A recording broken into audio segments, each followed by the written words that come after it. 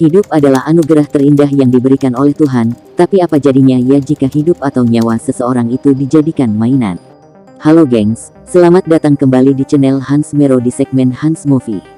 Terima kasih telah mengklik video ini. Jika kalian baru pertama kali mampir, jangan lupa subscribe karena subscribe itu gratis. Serta like, komen dan share ke seluruh media sosial yang kalian punya untuk membantu perkembangan channel ini. Video kali ini, saya akan merangkum alur film yang berjudul 12 Hours Shift. Film ini menceritakan bisnis terlarang yang dilakukan di sebuah rumah sakit.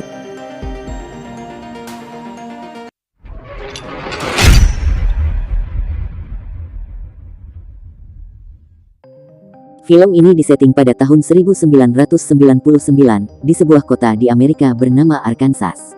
Mandy sedang menikmati rokok yang dia bakar. Dia adalah seorang perawat di salah satu rumah sakit di sana. Hari ini kebetulan mendapatkan shift malam. Sial banget si Mandy, baru juga masuk, dia langsung diocehin sama salah satu pasien di rumah sakit itu. Pasien itu untungnya masih bisa ditenangkan oleh Karen, supervisor atau atasannya Mandy. Mereka hanya bisa geleng-geleng. Lalu cerita berpindah pada seorang tante-tante stres yang bernama Regina. Regina adalah kurir yang mengantarkan pesanan dari Mandy. Kelihatannya mereka begitu mencurigakan. Terlihat Regina bercanda-canda sambil memegang barang itu, ditambah lagi si Regina ini kan abis mabok. Mandy si bodoh amat, yang penting dia dapat duitnya. Terus dia pun pergi meninggalkan Regina. Nah, bener aja kan Regina pergi meninggalkan barangnya yang ada di depan mesin soda. Yang ternyata isinya adalah sebuah ginjal.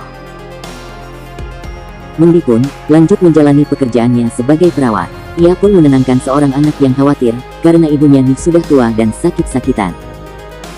Mandy lalu membongkar tas pakaian ibu itu, dan mengambil sebatang coklat dan memakannya. Selanjutnya Mandy harus memeriksa Mr. Collins, pasien yang terkena gangguan ginjal. Tiba-tiba nih, dia pun dipanggil perawat lain, karena ada pasien yang datang karena overdosis. Wow, malam yang berat ya buat Mandy. Film beralih, Mandy pergi ke ruang doa, bukannya berdoa dia malah memberikan uang pada Karen. Sepertinya Mandy dan Karen sudah bersekongkol. Kita balik lagi ke Regina, dia pun akhirnya sampai ke tempat tujuan, dia pun dimarahin oleh seorang pria karena terlalu lama membawa pesanannya. Pria ini bernama Nicholas. Ginjal yang dibawa Regina, akan dipakai oleh seorang gadis, yang tergeletak di tempat tidur. Masalah pun muncul, ketika kotaknya dibuka yang ada cuma sebotol minuman Duing, dan tidak ada ginjalnya. Regina pun diancam kalau dia nggak bisa bawa ginjal, ya ginjalnya dialah yang bakal diambil. Regina pun mengobrak-abrik mobilnya, dan langsung balik ke rumah sakit. Dan segera menghampiri Mandy. Mandy pun kaget bukan main, dengan kehadirannya Regina. Mereka pun balik ke tempat awal, namun, ginjal udah nggak ada. Regina pun memohon-mohon ke Mandy untuk dapat ginjal pengganti. Karena kalau tidak, dia yang akan menjadi korban. Setelah berdebat panjang dan mengemis-ngemis, akhirnya Mandy pun mau melakukannya untuk Regina. Asalkan tetap di luar dan menunggu sampai Mandy mengambil penggantinya. Tapi yang terjadi adalah Regina masuk dan berpura-pura menjadi perawat. Mandy pun berniat untuk mengambil ginjal pasien yang akan dihukum mati. Karena ia dijaga ketat oleh polisi, jadi si Mandy memberikan obat tidur dulu nih, untuk melumpuhkan si penjaga. Di sisi lain Regina berakting sangat buruk menjadi perawat, sampai-sampai para pasien di sana jadi takut sama si Regina. Sampailah si Regina ketemu dengan Mr. Collins, pasien yang terkena gagal ginjal itu tadi. Karena Regina adalah perawat gadungan, dia pun nggak tahu apa penyakitnya Mr. Collins. Dia melihat ada cairan di atas meja yang ternyata adalah cairan pemutih. Regina pun meminumkan cairan itu kepada Mr. Collins. Singkat cerita, Mr. Collins pun langsung meninggal. Mandy tahu kalau ini tuh kelakuannya si Regina. Benar saja kan, pas masuk ruangan dia bertemu dengan Regina. Dan Regina dengan santai mengakui kalau memang dia pelakunya. Karena dia memang benar-benar harus mendapat ginjal pengganti. Perdebatan pun terjadi di antara mereka. Mandy mengancam kalau Regina membunuh Mr. Collins. Dan Regina tidak mau kalah. Dia juga mengancam kalau Mandy menjual ginjal ilegal. Mandy pun meminta Regina untuk menunggu di luar, dan dia pun berkeliling mencari target pasien lain, untuk bisa diambil ginjalnya. Polisi pun sudah datang, untuk meminta keterangan dari para perawat, karena kematian Mr. Collins. Singkat cerita Karen pun memberitahu Mandy, kalau ada mayat yang baru datang, mungkin Mandy bisa mengambil dari mayat itu. Mendi pun langsung bergegas ke kamar mayat, matanya pun hanya tertuju ke sebuah kantong kresek hitam yang tergeletak di atas kasur. Di sisi lain Nicholas sudah mengirimkan anak buahnya nih buat ke rumah sakit. Regina pun ketakutan, akhirnya dia malah nyamperin seorang bocah yang lagi duduk sendirian, untuk dijadikan korban.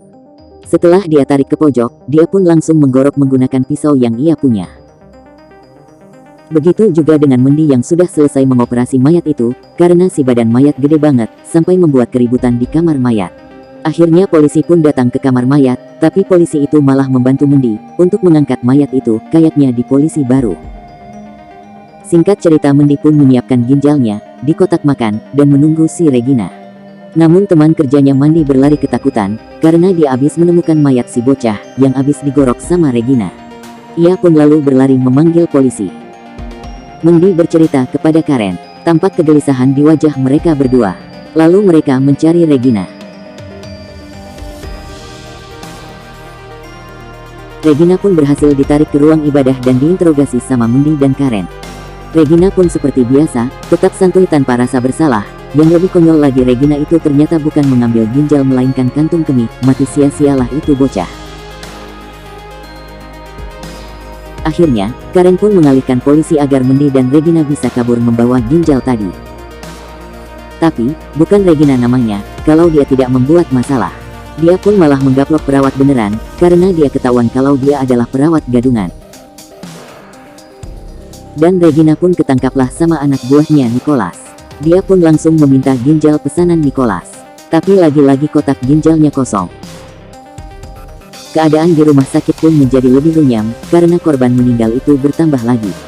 Setelah bocah yang digorok Regina, polisi menemukan mayat polisi yang menjaga pasien dan perawat yang digaplok sama Regina. Regina pun berpapasan dengan Mendi, dengan senyum lebar terpampang di wajahnya.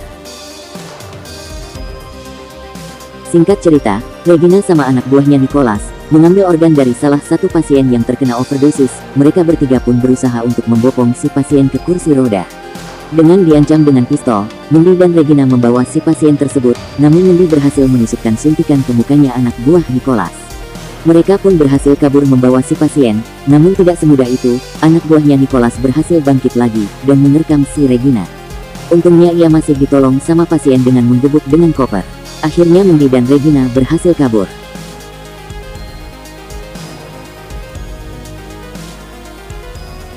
Ternyata Mendi dan Regina ketahuan, kalau mereka sembunyi di balik mesin soda. Akhirnya mereka pun dorong-dorongan sampai anak buah Nicholas mati ketimpa mesin soda. Regina pun pergi meninggalkan Mendi. Polisi akhirnya menginterogasi mereka atas kejadian yang terjadi di malam itu. Tiba-tiba datang pria yang bawel yang di awal scenes tadi membawa 2 kantong plastik di tangan kanan dan tangan kirinya yang ternyata ginjal yang hilang.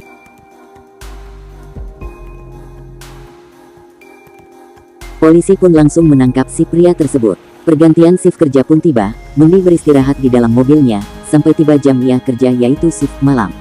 Dia pun masuk ke rumah sakit dan diikuti oleh Nicholas, untuk ginjal yang sudah dia bayar. Dan film pun berakhir. Sadis banget nih film. Bagi kalian jadikan film ini hanya hiburan saja, jangan mengikuti perbuatan mereka. Akhir kata saya mengucapkan terima kasih, jangan lupa subscribe, like dan komen dan share ke seluruh media sosial yang kalian punya. Sampai jumpa di video selanjutnya.